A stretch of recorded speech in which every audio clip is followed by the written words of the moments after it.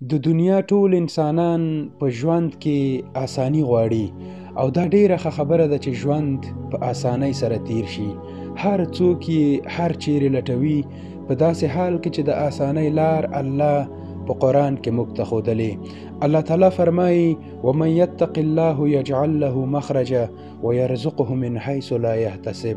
الله تعالی فرمایي که څوک تقوا اختیار کړي نو الله تعالی به هغه له هرې سختۍ نه راوباسي او الله به هغه ته د هغه ځای رزق ورکړي چې له کوم ځای د هغه ګمان هم نه کیږي. ته تقوا اختیار کړه، ستا د هر کار دپاره الله کافي دی.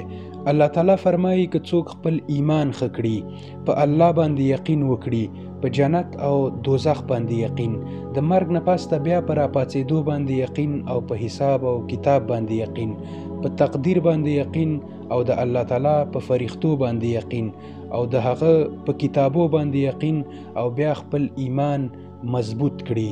الله تعالی فرمایي داسې خلکو ته به زه له هغه ځای رزق ورکوم چې له کوم ځای د هغوی ګمان هم نه کیږي، او دوی ته به په هغه ځای کې لار خلاصوم چې دوی ته هیڅ په نظر نه راځي.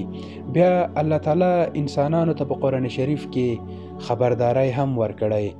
الله تعالی فرمایي: ومن اعرض عن ذکری فإن لهم معیشة ضنکا.